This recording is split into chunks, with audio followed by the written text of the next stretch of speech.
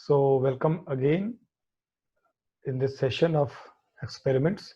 और आपको याद होगा कि लास्ट लेक्चर में हमने एक एक्सपेरिमेंट डिस्कस किया था, वो था to determine the resistivity of the semiconductor by 4 probe method. आप में से कुछ बच्चों ने ये बताया था कि मोबाइल में इसको ओपन करने में दिक्कत हो रही है, तो मैंने आपके व्हाट्सएप ग्रुप में एक ब्राउज़र का नाम अपलोड किया है। मैं इस पर नहीं उसका नाम लेना चाहता हूँ क्योंकि यूट्यूब पे वीडियो अपलोड होता है, आप वहाँ जाकर देख सकते हैं। और वो आपके मोबाइल के ब्राउज़र के तौर पे उस पर बड़े आराम से कोई भी सिमुलेटर उस पर वर्क कर रहा है। ठीक है, तो आप उसकी मदद से अपना असाइनमेंट पूरा कीजिए। मेरे पास इस समय तो पूरा ही हो चुका है, लेकिन आप विद इन ए डे और 2 उसे ओपन करके पूरा करके आप अपना असाइनमेंट सबमिट कर दीजिए, क्योंकि आपके आगे की जो भी गतिविधियाँ होंगी आपके असाइनमेंट और कैसे आपने किया उस पर ही डिपेंड करेगी। ओके, आज हम क्या डिस्कस करने वाले हैं? जैसा कि आप इस लिस्ट में देख पा रहे होंगे कि एक्सपेरिमेंट्स को मैंने और डॉक्टर पांडे ने आपस में डिस्ट्रीब्यूट किया है कि कौन किस एक्सपेरिमेंट को कराएगा।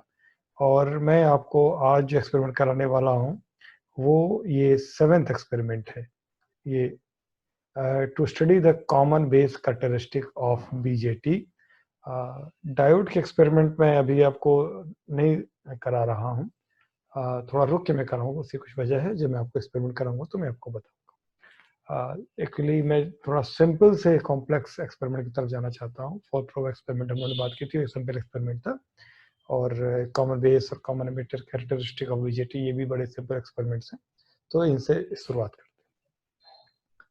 तो आज हम स्टडी करेंगे, बात करेंगे to study the common base characteristic of BJT.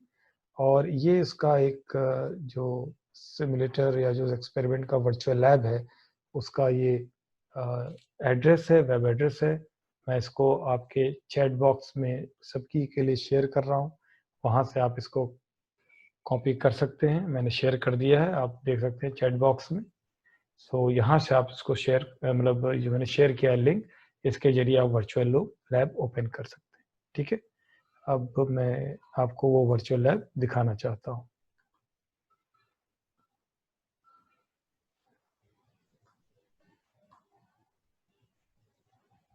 Okay, ये एक वेबसाइट है जो IIT खड़गपुर मेंटेन करती है। देख रहे हैं आप, IIT खड़गपुर.ac.in, VLabs.iitkgp.ac.in, ये वो मेंटेन करती है। और इस पर ये आप देख रहे होंगे कि ये VLab दिख रहा होगा आपको।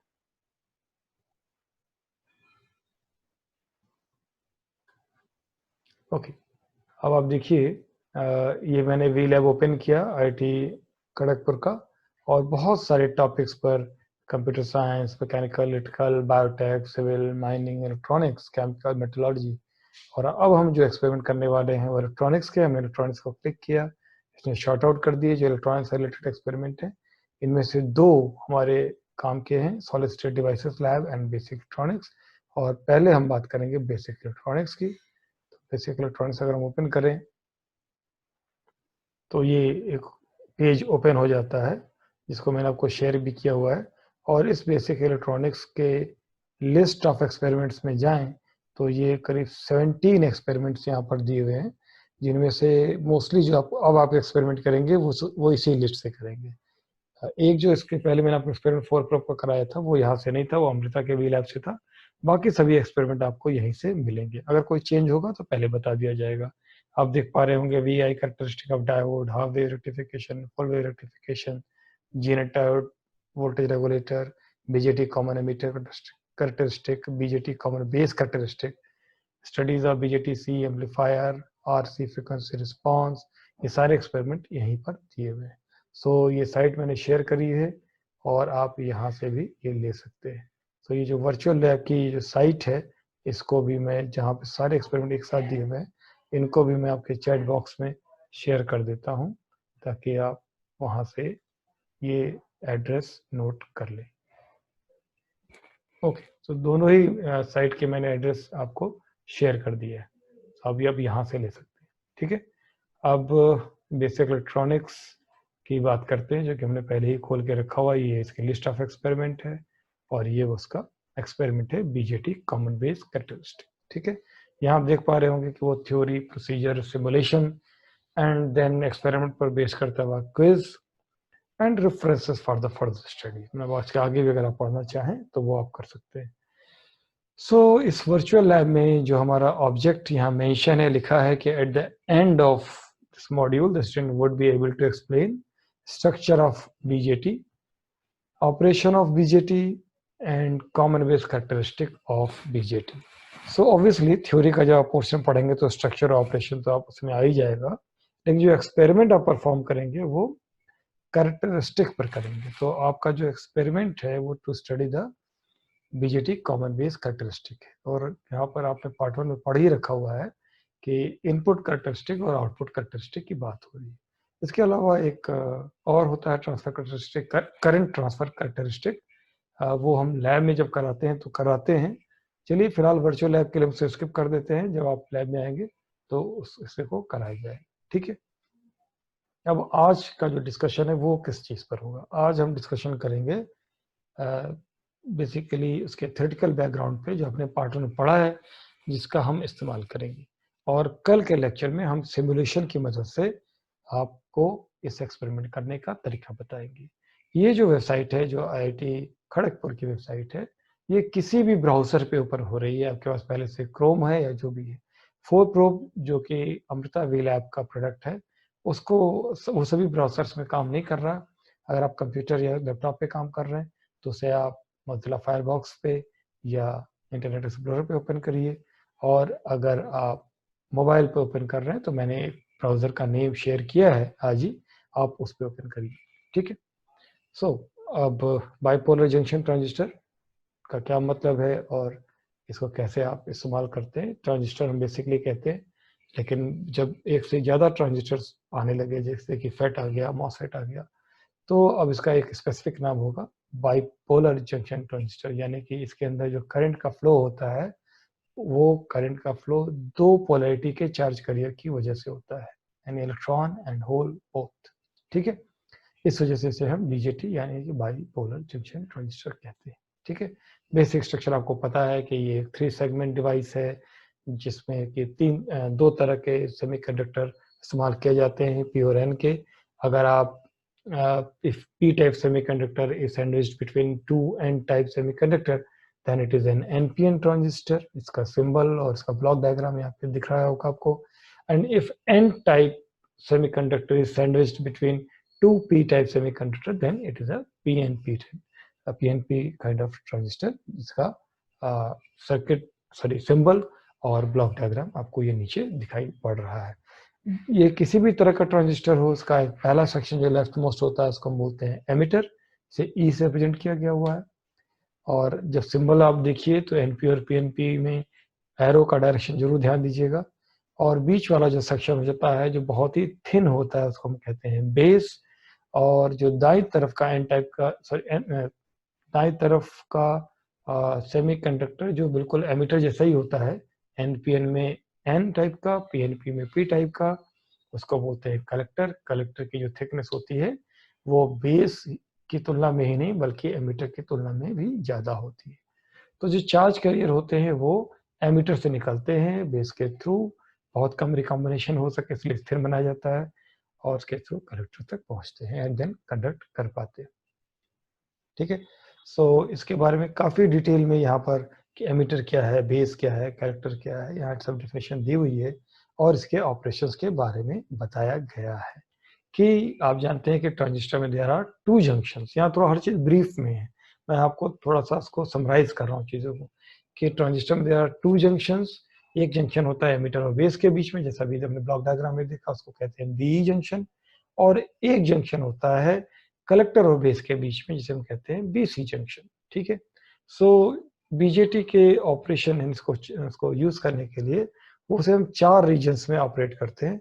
अगर देखिए ये जो ब्लॉक डायग्राम बना उसको पढ़िए, 4 ऑपरेटिंग कंडीशंस, फिगर नंबर 3, कि यदि पहला जंक्शन यानी कि बी जंक्शन को पहला जंक्शन कह रहे हैं, बीसी जंक्शन को दूसरा जंक्शन कह रहे हैं, if B junction is reverse bias and BC junction is also reverse bias, देखिए दोनों, B junction is reverse bias and BC junction is also reverse bias, तब वो कट ऑफ रीजन में होता है। कट ऑफ रीजन में कोई current का फ्लो नहीं होता है। लेकिन अगर B junction is forward biased और BC junction is reverse bias, यानी कि आपने बीसी तो वैसे ही रहने दिया पर बी को रिवर्स की जगह फॉरवर्ड बायस कर दिया, तो ये फॉरवर्ड एक्टिव रीजन में होता है और एमीटर को ट्रांजिस्टर को इसी एक्टिव रीजन में ऑपरेट करने किया जाता है अगर ट्रांजिस्टर को हम यूज करना चाहते हैं एज एन एम्पलीफायर। ठीक है। तीसरा, बी जंक्शन को हम रिवर्स बायस में ही रखें पर बीसी जंक्शन को फॉरवर्ड कह दें तो इसको हम कहते हैं रिवर्स एक्टिव रीजन। ठीक है। एंड चौथा है कि अगर हम बी जंक्शन को जो है फॉरवर्ड में रखें और बीसी जंक्शन को भी फॉरवर्ड में रखें तो इसे हम कहते हैं सैचुरेशन। ठीक है। सो इसको हम दोबारा एक बार फिर से बात करेंगे जब हम आउटपुट कैरेक्टरिस्टिक के बारे में बात करेंगे, तो वहां पर आपको हम इलस्ट्रेशन के थ्रू दिखाएंगे आपको। ठीक है। तो कट ऑफ रीजन के बारे में, फॉरवर्ड एक्टिव रीजन के बारे में, सैचुरेशन रीजन के बारे में यहाँ पे काफी डिटेल में दिया हुआ है और यहाँ पर वो इक्वेशंस कि एमिटर करंट और कलेक्टर करंट के बीच में और जो लीकेज करंट है, रिवर्स सैचुरेशन करंट भी जिसे कहते हैं कई बार, उनके बीच में क्या रिलेशन होता है ये आपने पढ़ा होगा फर्स्ट ईयर में। एक बार जाकर फिर दोबारा से इसको आप देख लीजिए। ठीक है, ताकि आपको एक्सपेरिमेंट करने में अच्छा लगे। अल्फा एंड बीटा ये दो जो है करंट गेन के लिए फॉर्मूले हैं और आप जानते हैं कि अल्फा को डिफाइन करते हैं the ratio between the collector current and the emitter current और बीटा को डिफाइन करते हैं कलेक्टर करंट और बेस करंट के रेशियो के तौर पे। ये बीटा दो तरह के हो सकते हैं, एसी एंड डीसी। ठीक है, तो आप जानते हैं कि जब हम इंस्टेंटेनियस वैल्यू लेते हैं तो एसी कहते हैं, सॉरी डीसी कहते हैं, और जब change in collector current to the change in emitter current कहते हैं तो अल्फा एसी कहते हैं, यानी कि परिवर्तन के लिए। तो अल्फा एसी ही आपको यहाँ पर मेजर करना होगा, ना कि डीसी। ठीक है, तो ये सारा आप यहाँ पर थोड़ा सा डिटेल में इसको पढ़िएगा। ये इसके सर्किट के बारे में है कि उसके जो दो कैरेक्टरिस्टिक है, इनपुट कैरेक्टरिस्टिक और आउटपुट कैरेक्टरिस्टिक, उसको आप किस तरीके के सर्किट बनाकर आप करेंगे। ठीक है, लेकिन मैं आपको यहाँ पे सिर्फ ये दिखा रहा हूँ, आपको इसको एक्सप्लेन करने के लिए मैं कहीं और जा रहा हूँ। सो मैं अब थोड़ा चेंज कर रहा हूँ, न्यू शेयर कर रहा हूँ और आपको मैं अपने एक पीपीटी को दिखाने की कोशिश करता हूँ। ऑल्दो मैं आपको जब थर्ड ईयर में इस यूनिट पर मैं आऊँगा तो मैं आपको इसके बारे में पढ़ाऊँगा।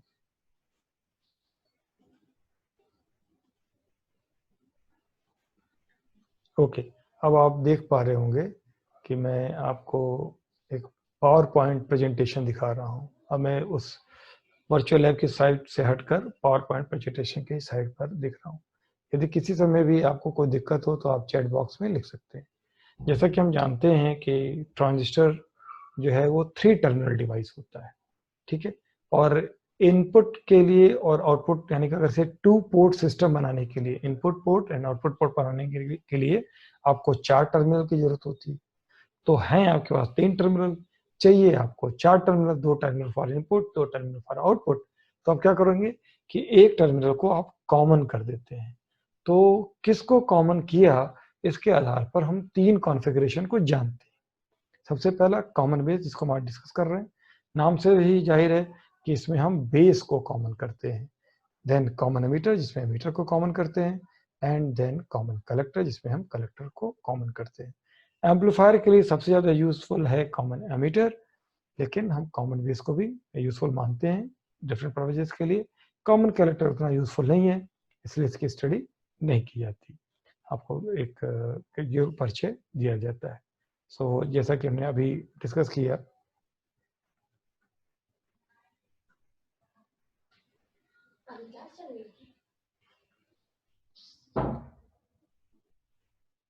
जस्ट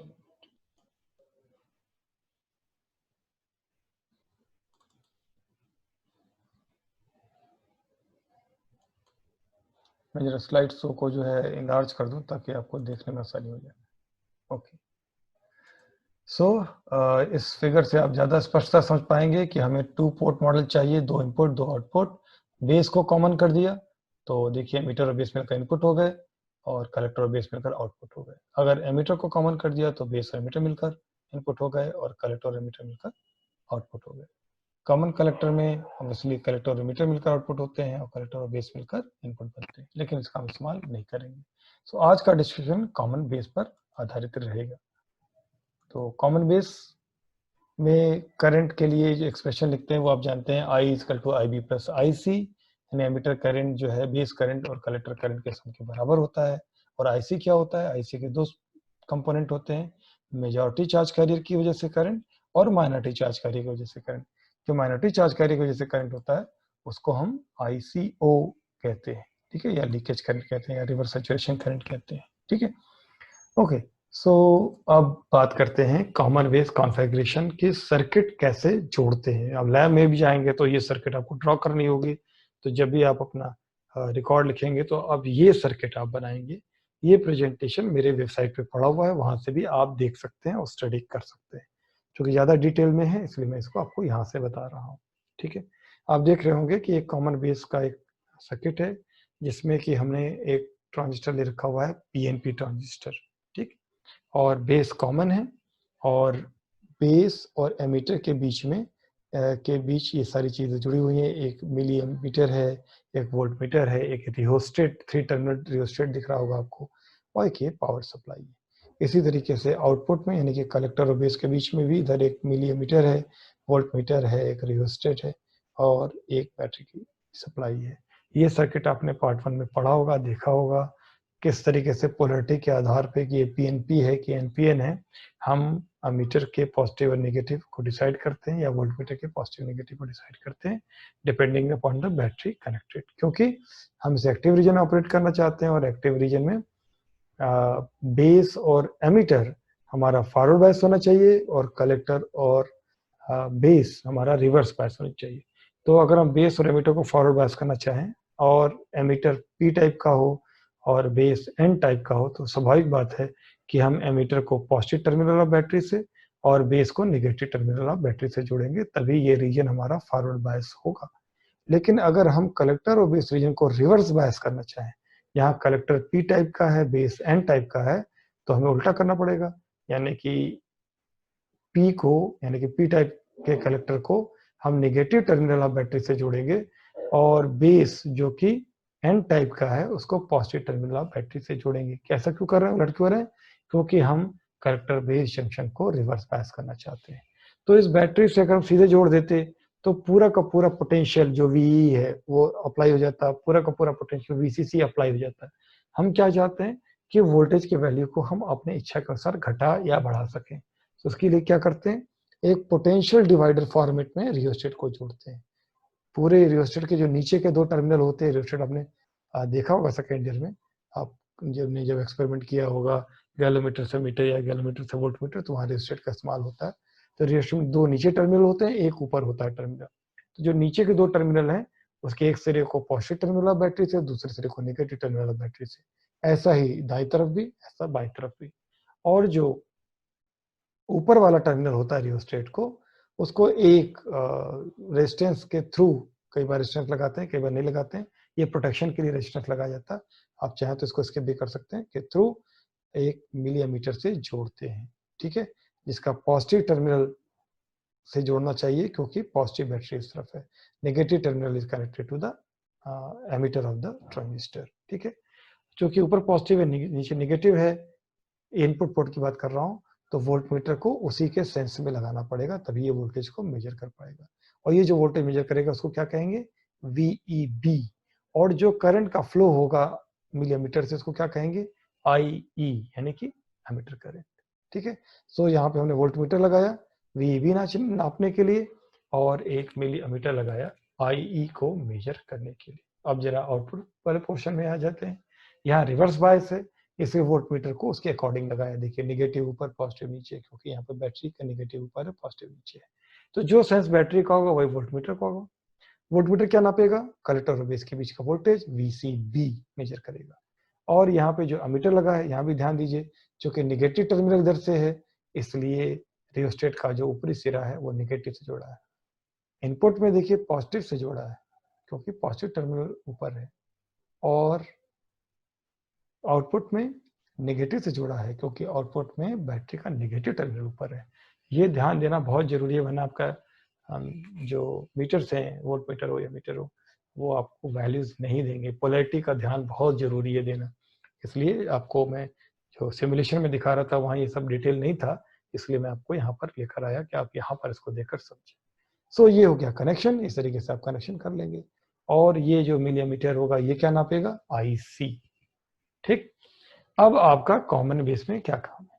कॉमन बेस में काम है इनपुट कैरेक्टरिस्टिक ड्रॉ करना और आउटपुट कैरेक्टरिस्टिक ड्रॉ करना। इनपुट कैरेक्टरिस्टिक क्या होती है? तो जो इनपुट, नाम से जाहिर है कि इनपुट के वोल्टेज और करंट के बीच में खींचा हुआ curve, VI characteristic of input. तो वोल्टेज क्या है इनपुट का? VEB एक्स एक्सिस पर, और इनपुट करंट क्या है? IE। देखते जाइए फिगर में, आप समझते जाएंगे। इनके बीच में कर्व ड्रॉ करना, इसको बोलते हैं इनपुट कैरेक्टरिस्टिक। तो जब हम इनपुट कैरेक्टरिस्टिक ड्रॉ करते हैं तो क्या आउटपुट से कोई मतलब नहीं होता? नहीं, आउटपुट से मतलब होता है। उसमें आप क्या करते हैं? IC की आप कांस्टेंट वैल्यू रखते हैं। जैसे आपने एक कर्व ड्रॉ किया 1 मिली एम्पियर पे, दूसरा कर्व ड्रॉ कर दिया 2 मिली एम्पियर पे, IC की वैल्यू क्या रहा, तो उसको कांस्टेंट थ्रू आउट VEB आप चेंज कर रहे हैं, IE की मेजर कर रहे हैं, लेकिन इस दौरान IC कांस्टेंट रहेगा। ठीक है, इसी तरह से आउटपुट कैरेक्टरिस्टिक किसके किसके बीच ड्रॉ करेंगे? PCB एक्स एक्सिस पर और IC। तो इस दौरान इनपुट को आपको कांस्टेंट करना पड़ेगा। तो इनपुट में आपको क्या कांस्टेंट करना पड़ेगा?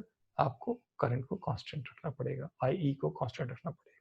ठीक है, इनपुट में थोड़ा सा मैं बोलने में गलती करके मैं दोबारा बोल दे रहा हूँ। इनपुट कैरेक्टरिस्टिक VEB और IE के बीच ड्रॉ करते हैं, और जब ये ड्रॉ करते हैं तो VCB कांस्टेंट रखते हैं। मैंने गलती से IC कांस्टेंट बोल दिया था, VCB कांस्टेंट रखते हैं। ठीक है, सो नाउ देखिए, अब ये फिगर आप देखिए तो आप इनपुट कैरेक्टरिस्टिक समझ जाएंगे। देखिए किसके किसके बीच में ड्रॉ, जो ने बोला था VBE और IE के बीच में, VBE इन वोल्ट्स, IE इन मिली एम्पियर। तो कर्व का नेचर ऐसे ही होगा। इनिशियली करंट, आप वोल्टेज बढ़ाते जा रहे हैं, करंट की वैल्यू में कोई चेंज नहीं आ रहा है। एक पर्टिकुलर वैल्यू के बाद, जिसे हम कट इन वोल्टेज बोलते हैं, एक पर्टिकुलर वैल्यू के बाद ये वोल्टेज की वैल्यू बढ़ना शुरू करती है। ठीक है, सो पहला कर्व जो ड्रॉ किया गया है वो VCB फॉर 1 वोल्ट ड्रॉ किया गया है। आप उसके बाद इसमें दिखाया गया कि 10 volt, then 20 volt.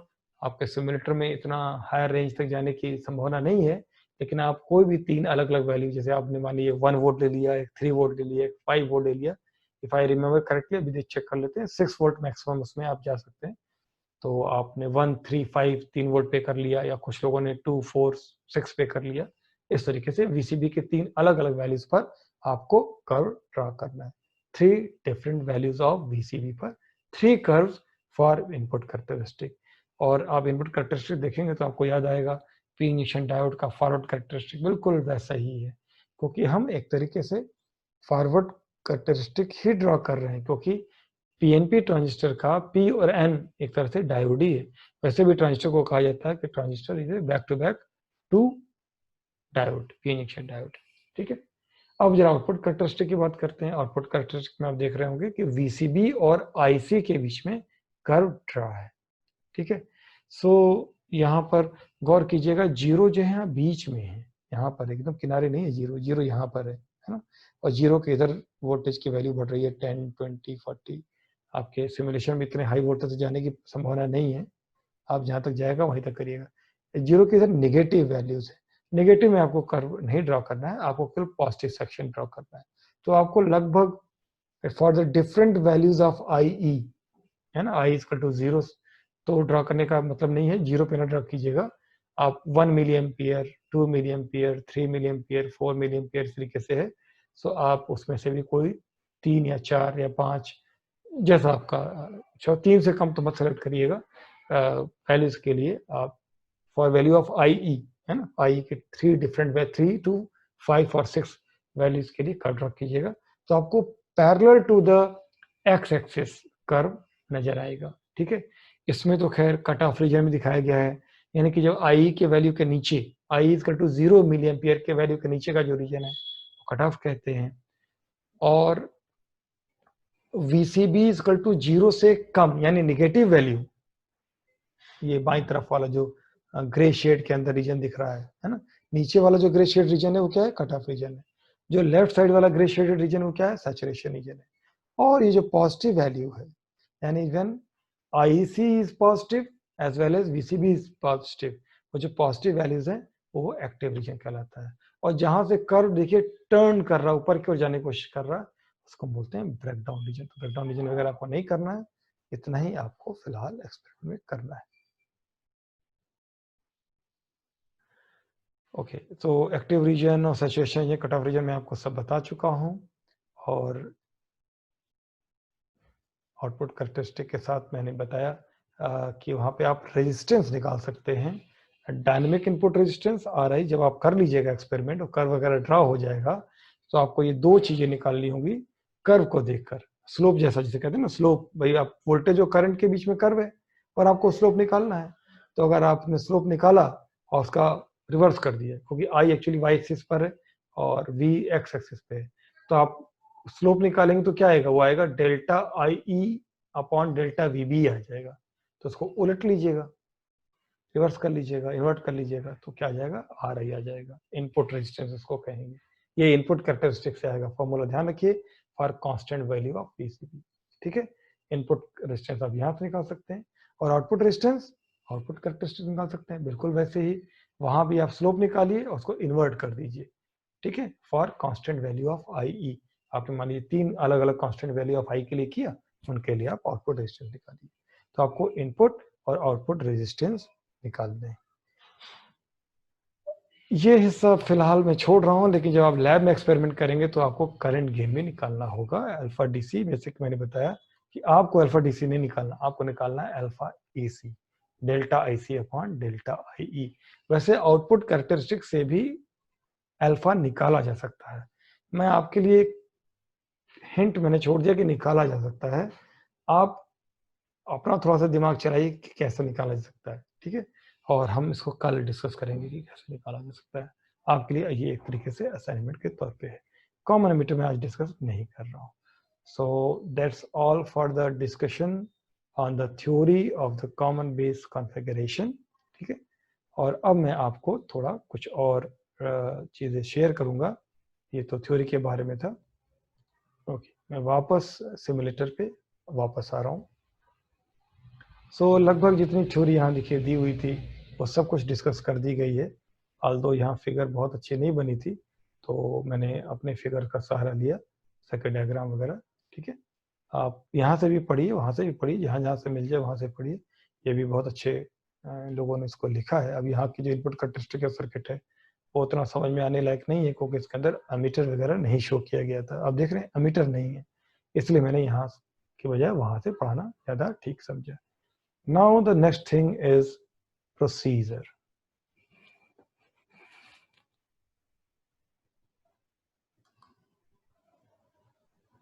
Okay, experiment को कैसे करेंगे, 10 मिनट से कम बचा है, मैं फटाफट बता दूं। ये प्रोसीजर जो है, इसमें देखिए जो सर्किट मैंने आपको अभी दिखाई थी वो सर्किट अब यहाँ ड्रा है। देख रहे हैं आप, यहाँ पर एक वोल्ट मीटर है जिसे VVE कह रहे हैं।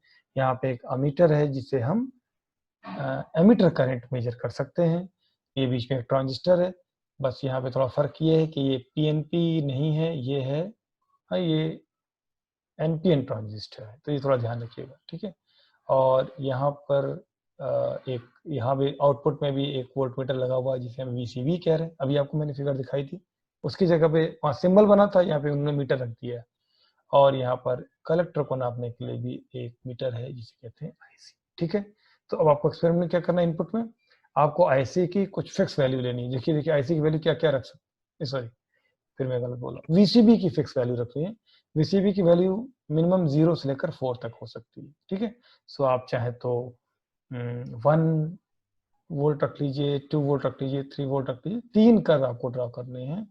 या आप 0 पे तो नहीं बजाएगा, 0.5 रख लीजिए, 1.5 रख लीजिए, 2.5 रख लीजिए, है ना, या 1.5, 2.5, 3.5, या आपके ऊपर है। डिफरेंट डिफरेंट वैल्यूज पर आप ये कर सकते हैं। VCB की कांस्टेंट वैल्यू रोक लिया आपने, मान लिया आपने किया 1 वोल्ट, VCB की कांस्टेंट कर दी। अब आप VBE की वैल्यू, है ना, VBE की वैल्यू को बढ़ाइए, रियोस्टेट की मदद से बढ़ाइए और जैसे जैसे आप इंक्रीज करेंगे करंट की वैल्यू इंक्रीज करते जाएंगे। रेगुलर इंटरवल में करंट की वैल्यू नोट करिए। शुरू में क्या कीजिए कि पास पास वैल्यू लीजिए, जैसे आपने 0.1 पे ले लिया, 0.2 पे लिया, 0.3 पे लिया, 0.4 पे लिया, 1 वोल्ट तक जो है आप थोड़ा थोड़ा इंक्रीज करके लीजिए, क्योंकि आपने देखा होगा ना कर्व शुरू में बिल्कुल बढ़ता ही नहीं है, ठीक है। और 0.7 के बाद वो बढ़ना शुरू करेगा, 0.8, 0.9, 1, 1 के बाद आप चाहें तो 1.1 लेने के बजाय सीधे 1.5, 2, 2.5, 3 ऐसे ले सकते हैं, ठीक है। और इस तरह से इनपुट कैरेक्टरिस्टिक ड्रॉ हो जाएगी। अब आउटपुट कैरेक्टरिस्टिक कैसे ड्रॉ होगी? आउटपुट कैरेक्टरिस्टिक में आपको वीसीबी और आईसी के बीच में ड्रॉ करना है और आईई को कांस्टेंट रखना है। तो आई की क्या क्या वैल्यू पॉसिबल है? 0 से 10 मिली एम्पियर पॉसिबल है। तो आप 1 मिली एम्पियर, 2 मिली एम्पियर, 3, 4 ऐसे ले सकते हैं, या आप ले सकते हैं 2, 4, 6, 8, 10, है ना। This is your choice. कोई भी 3 to 5, अगर आप 5 लेंगे तो मुझे ज्यादा अच्छा लगेगा, लेकिन अगर आप उतना समय नहीं देना चाहते तो मिनिमम 3 वैल्यूज ऑफ आईई के लिए वीसीबी और आईसी के बीच में आउटपुट कैरेक्टरिस्टिक ड्रॉ करिए। आपको मैंने आइडिया दे दिया है कि वो parallel to the X axis curve होंगे, ठीक है। अगर आप एकदम रेगुलर इंटरवल पे लेंगे तो उन कर्व के बीच की सेपरेशन भी रेगुलर होगी, इक्वल होगी। सो इस तरह से आप इनपुट और आउटपुट कैरेक्टरिस्टिक जो है निकाल सकते हैं।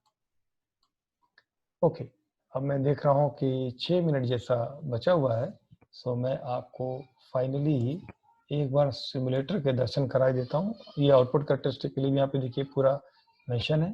आप में से जो उत्साही हो वो आज ही जाकर सिमुलेटर देख लीजिए, ओपन करके ओपन देख लीजिए, और चाहे तो फिर कल जब मैं बताऊंगा तब आप देख लीजिए। आप अगर आगे आगे भी करना चाहें तो मुझे कोई समस्या नहीं, आप कर सकते हैं। ओके, सॉरी, सिमुलेटर, ये सिमुलेटर देखिए हो गया। इनपुट कैरेक्टरिस्टिक के लिए एक सिमुलेटर है और आउटपुट कैरेक्टरिस्टिक के लिए दूसरा सिमुलेटर है, ठीक है। मैं आपको बारी बारी दोनों के दिखाता हूँ। ये इनपुट का है, देखिए आपको सर्किट दिख रही है, और क्या दिख रहा है? ये रियोस्टेट RH1, पहला वाला RH1 को इंक्रीज करने के लिए यहाँ पे एक स्लाइडर दिया हुआ है। इसकी वैल्यूज को आप आगे बढ़ाएंगे तो देखिए वैल्यू चेंज होती है। आप देख रहे हैं मीटर्स को, देखिए VB चेंज हो रहा है, करस्पॉन्डिंगली IE चेंज हो रहा है। RH1 कैसे कंट्रोल कर सकते हैं? RH2 की मदद से दाईं तरफ वाला रियोस्टेट देखिए, ये उसके लिए बना हुआ स्लाइडर, इसको इंक्रीज करने से VCB और IC बढ़ता है, ठीक है। IC तो मुझे लगता है बिल्कुल मैक्सिमम ही हो गया, एकदम तेजी से बढ़ गया, ठीक है। तो वो तो इसलिए डिपेंड कर रहा है कि RH1 आपने बहुत कम रखा है। तो इनकी मदद से ये एक्सपेरिमेंट किया जाएगा। इसमें सबसे अच्छी बात है इनके IIT खड़गपुर के, कि जो भी आप वैल्यूज लेंगे उसको यहाँ बाईं तरफ एक टेबल बना हुआ, उसमें आप डालते जा सकते हैं। वो क्या करेगा? सीरियल नंबर 1 करेगा, जिसमें आपको एक दिखाता हूँ। मान लीजिए इसकी वैल्यू मैंने कुछ रख ली, कुछ भी ऐसी रैंडम रख ली, ठीक। और RH1 की कोई एक वैल्यू मैंने रखी, मान ली ये रख ली, ठीक है। कुछ वोल्टेज हो गया, कुछ करंट हो गया। मैं चाहूँ तो इसको ऐसे ऐड टू टेबल करूंगा, तो देखिए यहाँ पर आ गया कि फॉर, ऊपर देखिए base character voltage 0.7 volt, base emitter voltage, यानी ये तो कांस्टेंट रहेगा ऊपर वाला। ये एक्स एक्सिस पे 0.26 के लिए एमिटर करंट कितना हुआ? 1.1, पहली रीडिंग हो गई। फिर हमने मान लीजिए वो तो कांस्टेंट ही रखा, RH1 को दूसरी वैल्यू करी, फिर दूसरा किया, ऐड टू टेबल, देखिए दूसरी वैल्यू एंड सो ऑन। तो ये अपने आप टेबल बनती जा रही है, आपको इसको नोट करना पड़ेगा, ठीक है। और इससे कि जब टेबल बन जाए, 10-12 डेटा पॉइंट्स हो जाएं, ऐसे रखिएगा 10-12 डेटा पॉइंट्स हो जाएं, फिर आपसे आप प्लॉट करेंगे तो नीचे ये देखिए रीजन है, यहाँ पर ये प्लॉट हो जाएगा। तो इस डेटा पॉइंट लिए तो मैं प्लॉट नहीं कर रहा हूँ, यहाँ पे ग्राफ प्लॉट हो जाएगा। इस ग्राफ को आप प्रिंट भी ले सकते हैं, अगर आपके पास कंप्यूटर हो तो आप प्रिंट भी ले सकते हैं, ठीक है। और अगर आप प्रिंट नहीं लेना चाहते तो आप PDF में कन्वर्ट कर लीजिए, कर सकते हैं। लेकिन मेरी ये सलाह है कि आपके अगर प्रिंटर हो तो जरूर प्रिंट लीजिए, मैं मना नहीं करता। लेकिन आप बेस्ट ये है, क्योंकि यहाँ में तो आपको वही करना है, ग्राफ पे प्लॉट। आप यहाँ से टेबल्स की वैल्यू को नोट करिए, अपनी कॉपी में नोट करिए, असाइनमेंट में नोट करिए, और उन वैल्यू से खुद ग्राफ बनाइए, ठीक है। ग्राफ कैसा होगा यहाँ से देख लीजिए, आपको एक आइडिया लग जाएगा, तो आपका एक अच्छा ग्राफ बन सकेगा, ठीक है। इसके बारे में मैं डिटेल आपको कल डिस्कस और करूंगा, इनपुट का भी और आउटपुट का भी, इसलिए बिल्कुल ना घबराइए अगर आपको अभी पूरी बात समझ में ना आई। सो यहीं से मैं अपना प्रेजेंटेशन समाप्त करता हूं, समय कम है। अब अगर आप कोई सवाल पूछना चाहते हैं तो आपका स्वागत है।